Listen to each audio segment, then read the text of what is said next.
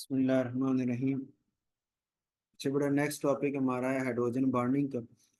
Hydrogen bonding का आपको पता है कि एक हाइड्रोजन जो किसी मोस्ट इलेक्ट्रोनेगेटिव एटम जैसे ऑक्सीजन, नाइट्रोजन, फ्लोरीन से जुड़ी हो, तो वो फिर दूसरे मालिक्यूल की, एक मालिक्यूल की हाइड्रोजन और दूसरे मालिक्यूल की ऑक्सीजन, नाइट्रोजन और फ्लोरीन हो, तो इनके दरमियान जो बॉन्ड्स बनते हैं उनको हम हाइड्रोजन बॉन्ड का नाम देते हैं। इस हवाले से कुछ क्वेश्चन हैं, जैसे मेल्टिंग पॉइंट, बॉइलिंग पॉइंट, वो कह रहा है एसीटामाइड का ज्यादा होता है, एन एन डाई मिथाइल एसीटामाइड का कम है। वजह बता दें। अच्छा, एसीटामाइड हमारे पास स्ट्रक्चर बनता है ये वाला।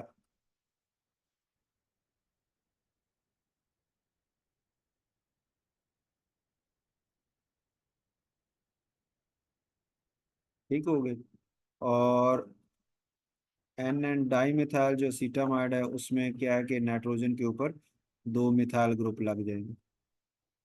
ये एन एन डाई मिथाइल एसीटामाइड। इसका मेल्टिंग पॉइंट, बॉइलिंग पॉइंट ज्यादा क्यों है कि एन के साथ हाइड्रोजन हैं, एक मालिक्यूल के एन एच दूसरे मालिक्यूल के एन एच के साथ हाइड्रोजन बॉन्ड बना के आपस में स्ट्रॉन्ग इंटरमालिक्यूलर फोर्सेस जनरेट कर लेते हैं, जिसकी वजह से उनकी जो है वो मेल्टिंग पॉइंट, बॉइलिंग पॉइंट ज्यादा है। इस केस में चूंकि हाइड्रोजन वो गायब हो चुके हैं, हाइड्रोजन बॉन्डिंग के चांसेस नहीं है, इस वजह से यहाँ वीक फोर्सेस मौजूद हैं, तो मेल्टिंग पॉइंट, बॉइलिंग पॉइंट भी कम है। Ethanol has higher boiling point than diethyl ether or diethyl amine।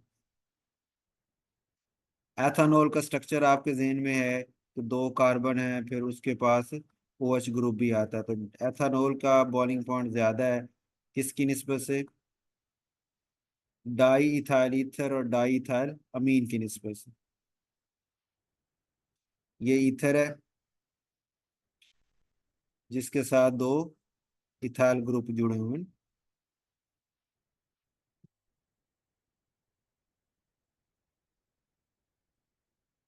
ये डाई इथाइल ईथर हो गए। ठीक है, दो। और डाई इथाइल अमीन क्या है? ये सेंटर में नाइट्रोजन आ जाए तो वो डाइथाइल अमीन हो गई। वो कह रहा है इन दोनों तीनों में इसका ज्यादा है, क्योंकि इस O के पास H है ना, hydrogen bonding strong intermolecular forces ये जनरेट कर सकता है। इनमें डाइपोल डाइपोल फोर्सेस ही होंगी, तो इनमें स्ट्रॉन्ग इंटरमॉलिक्यूलर फोर्सेस जनरेट नहीं हो पाती ना, तो इसमें ज्यादा ये बड़े बड़े ग्रुप हैं। तो NH तो इसके पास भी है, लेकिन ये बड़े बड़े ग्रुप जो हैं वो दूसरे मॉलिक्यूल्स के साथ इसको अटैच होने की इतनी फिजिबिलिटी नहीं देते ना, जिसकी वजह से इसका बॉलिंग पॉइंट कम हो गया, इसका बॉलिंग पॉइंट ज्यादा हो गया।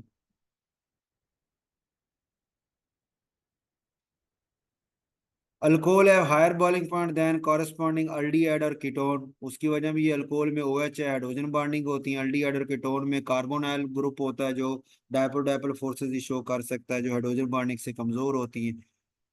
Why do carboxylic acid exist as dimer in non-polar solvent? Non-polar solvent में अगर कार्बोक्सिलिक एसिड को डालें तो वो डाइमर के तौर पे पाया जाता है। डाइमर का मतलब ये है दो यूनिट जो है वो इकट्ठे जुड़े होते हैं, तो वजह उसकी क्या है? हाइड्रोजन बॉन्डिंग की है ना। ये जैसे ये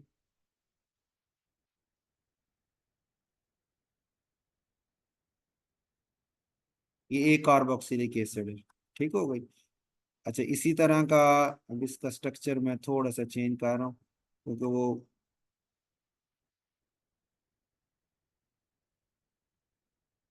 ओरिएंटेशन है। ठीक है।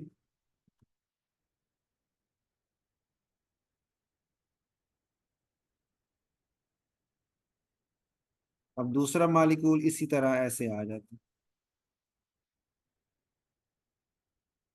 इस अंदाज। ठीक हो गई। अब इसमें भी वो ये दो मालिक, ये इसकी हाइड्रोजन इसकी ऑक्सीजन के साथ, ये हाइड्रोजन बॉन्ड है, इधर से ये वाला हाइड्रोजन बॉन्ड है, तो हाइड्रोजन बॉन्डिंग शो करने की वजह से ये दो डाइमर की फॉर्म है नॉन पोलर सॉल्वेंट में ना, क्योंकि नॉन पोलर सॉल्वेंट में ये पोलर इंटरेक्शन ज्यादा स्ट्रॉन्ग होंगी, नॉन पोलर इसको तोड़ नहीं सकेगा, लेकिन जब पानी में डालेंगे तो पानी अपने साथ ज्यादा स्ट्रॉन्ग इंटरेक्शन रखता है, तो वो इन हाइड्रोजन बॉन्ड्स को तोड़ देगा और अपने साथ उसका इंटरेक्शन ज्यादा करेगा, इनको आपस में जुड़ने नहीं देगा। तो पोलर सॉल्वेंट में ये नहीं जुड़ पाते, नॉन पोलर में ये आपस में अटैच होकर डाइमर दो दो यूनिट की शक्ल में पाए जाते। Why carboxylic acid show double molecular mass in non polar solvent, वो यही वजह है, क्योंकि वो डाइमर है ना, तो जब हम उसको elevation of boiling point method या डिप्रेशन फ्रीजिंग पॉइंट मेथड की ने को यूज करते हुए इनके जब मॉलिक्यूलर मास निकालते हैं, तो वो मॉलिक्यूलर मास जो है वो चूंकि इस पूरे को एक मॉलिक्यूल कंसीडर कर रहा होता है ना, तो उस वजह कोलिगेटिव प्रॉपर्टीज आपको पता है नंबर ऑफ मॉलिक्यूल पे डिपेंड करती हैं। तो वो चूंकि इसको ये पूरे को एक ही कर रहा होता है, इसलिए फिर जो मास उसकी निकलती है वो फिर डबल निकलती। Why lower alcohols are soluble in water although they are organic in nature. Lower alcohol कहता है हल हो जाते हैं, हालांकि वो ऑर्गेनिक है यानी नॉन पोलर है, तो हम कहते हैं उनके पास चूंकि OH ग्रुप है, पानी के साथ हाइड्रोजन बॉन्डिंग बना लेते हैं, इसलिए हल हो जाते हैं। एस्टर्स लो बॉइलिंग पॉइंट रखते हैं एसिड्स की निस्बत से, तो आप कहें सर एसिड तो हो गया ना ये जिसमें OH ग्रुप है, ठीक है, जैसे ये OH वाला आपके पास एसिड था ना। अब इसकी जगह पे अगर कार्बन लग जाए तो ये एस्टर है, एस्टर लगा तो वो तो है H गायब हो गया, हाइड्रोजन बॉन्डिंग बनाने के अब चांसेस ही नहीं है, तो फिर वीक इंटरमॉलिक्यूलर फोर्सेस हो जाएंगी, मेल्टिंग पॉइंट बॉइलिंग पॉइंट कम हो जाएंगे। Which of the following pair will have strongest hydrogen bonding and why. अब उसमें वो कह रहे जी कि जो H2O2 और H2O जो है ना, इनमें हाइड्रोजन बॉन्डिंग सबसे स्ट्रॉन्ग है, क्योंकि इनमें नॉन पोलर पार्ट कोई नहीं है, सारे पोलर ही हैं, हर तरफ से इंटरेक्शन शो कर रहे होंगे। जो अगला पेयर है उसमें ये CH3 नॉन पोलर पार्ट आ गया, इधर से H आ गया, तो इनकी अब एक ही साइड है जो इंटरेक्शन शो कर सकती है ना, तो जरा वीक फोर्सेस हो गई। इसके अंदर जो है नॉन पोलर पार्ट और गया, दो मिथाइल हो गए, उसमें एक हो गया, तो इंटरेक्शन और कमजोर हो गई। और ये वाला टोटली नॉन पोलर मॉलिक्यूल है, तो उनकी आपस में फोर्स अट्रैक्शन वैसे लंदन फोर्सेस होती हैं, ये वाली हाइड्रोजन बॉन्डिंग वाला वो निजाम होता ही नहीं है, ठीक हो। Differentiate between intermolecular and intramolecular hydrogen bonding. Intermolecular होता है ना कि दो मुख्तलिफ मॉलिक्यूल्स हों उनके दरमियान फोर्सेस, जैसे अभी आपने ये बनाया था स्ट्रक्चर, अब ये जो फोर्स है हाइड्रोजन बॉन्डिंग है, ये दो मॉलिक्यूल के दरमियान में, तो ये इंटर मॉलिक्यूलर कहलाएगी, दो मॉलिक्यूल्स के दरमियान, ठीक हो। और इंट्रा मॉलिक्यूलर कौन सी होती है, जो एक ही मॉलिक्यूल के अंदर दो हिस्सों के दरमियान हो, जैसे पीछे हमने नाइट्रो का स्ट्रक्चर बनाया था, नाइट्रो बेंजिक एसिड वाला, कि जैसे ये बेंजीन है तो इसकी हमने कहा ऐसे आर्थो पोजीशन पे नाइट्रोजन हो,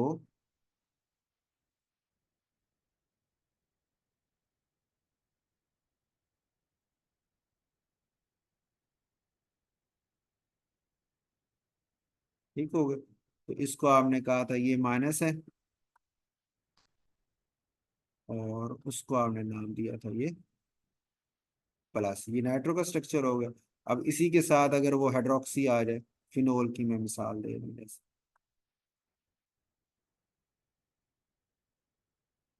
ये हाइड्रोजन आ, तो इस ऑक्सीजन इस हाइड्रोजन के दरमियान भी हाइड्रोजन बॉन्ड बन सकता है। अब ये जो हाइड्रोजन बॉन्ड है ये हम कहेंगे कि एक ही मालिक्यूल के दो हिस्सों के दरमियान है, ठीक हो गया, तो इसलिए इसे कहेंगे कि ये इंट्रा मालिकुलर हाइड्रोजन बॉन्ड। अब उसका क्वेश्चन ये है कि इंटर मालिक्यूलर हाइड्रोजन बॉन्डिंग को एसोसिएशन कहते हैं, क्यों, उसमें मुख्तलिफ मालिक्यूल आपस में जुड़ रहे होते हैं ना, ये देखो दो मालिक्यूल आपस में जुड़ रहे हैं, एसोसिएट हो रहे हैं, इसलिए एसोसिएशन है। और जो इंट्रा मालिक्यूलर उसको चिलेशन कहते हैं, चिलेशन हम कहते हैं रिंग रिंग रिंग टाइप ऐसे स्ट्रक्चर बन रहा होता है, इसको चिलेट बोलते हैं ना, तो ये चिलेशन हो रही है यानी रिंग्स टाइप स्ट्रक्चर बन रहा है, इसलिए उसको चिलेशन का नाम देते हैं। मेल्टिंग पॉइंट बॉइलिंग पॉइंट का आर्डर ये कि टू नाइट्रोफिनोल का कम है, थ्री का उससे ज्यादा है, फोर का उससे ज्यादा है। अब आप यही अभी जो बात हम कर रहे हैं ये टू नाइट्रोफिनोल है, आप कहेंगे सर टू नाइट्रो में मेल्टिंग पॉइंट बॉइलिंग पॉइंट होता है कि एक मालिक्यूल दूसरे मालिक्यूल के साथ कितनी मजबूती से जुड़ा है। अब आर्थो वाले में क्या होता है कि वो आपस में हाइड्रोजन बॉन्ड बना लेते हैं, दूसरे मालिक्यूल के साथ जुड़ने का इतना मौका नहीं मिलता, तो दो मालिक्यूल की आपस में फोर्सेस कमजोर रह जाती है, इसलिए मेल्टिंग पॉइंट बॉइलिंग पॉइंट उसका लो है, आर्थो वाले का ना। और मेटा वाले का उससे ज्यादा हो गया कि उसमें जरा दूर हो गया एक बाण, उसमें जुड़ने के चांस और कम हो गए, और पैरा में तो बिल्कुल ही कम हो गए, बिल्कुल अपोजिट साइड पे हैं, ठीक हो गया, तो आपस में तो इंटर मालिकुलर तो इंट्रा तो हो नहीं सकती, अब इंटर ही हो सकती है एक दूसरे मालिक्यूल के साथ, ठीक हो। अच्छा दूसरी वजह ये भी है कि जो इसमें है ना इंटर मालिकुलर वो मैक्सिमम है ना, चार दोनों तरफ फिनोल OH भी उधर जुड़ा हुआ है, नाइट्रो भी उधर से जुड़ा हुआ है, इसमें क्या है कि नाइट्रोफिनोल है करीब करीब एक बांड छोड़ के, है ना। तो अगर फिनोल किसी बड़े से जुड़ गया तो नाइट्रो से जुड़ने के चांस फिर वो कम हो सकते हैं, स्टेरिक हिंड्रेंस हो सकती है। नाइट्रो कहीं जुड़ गया तो फिनोल के जुड़ने के चांस कम हो सकते हैं स्टेरिक हिंड्रेंस की वजह से। इसलिए फिर इसका मेल्टिंग पॉइंट बॉइलिंग पॉइंट सबसे ज्यादा है 4 वाले का।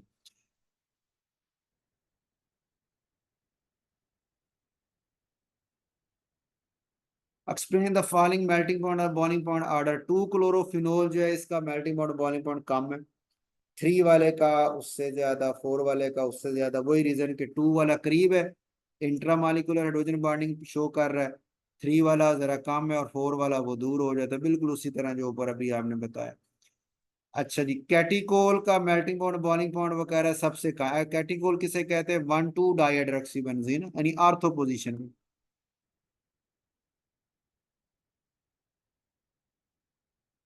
यानी बेंजीन पे 2 हाइड्रोक्सी ग्रुप लगे हों और ऐसे आर्थो पोजीशन पे लगे, एक यहाँ लगाओ एक यहाँ लगाओ, इसको हम क्या कहते हैं?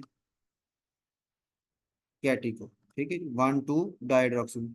रिसोर्सिनोल होता है 1,3 वाला, और हाइड्रोक्वानोन होता है 1,4 वाला, और 1,4 का मेल्टिंग पॉइंट बॉइलिंग पॉइंट ज्यादा। वही बात कि इसमें आपस में हाइड्रोजन बॉन्ड शो करने के चांस ज्यादा है। 3 वाले पे और दूर हो जाएगा, 4 वाले पे और दूर हो जाएगा, मैक्सिमम इंटरमालिकुलर होगी, इंट्रा के चांस बहुत कम हो जाएंगे।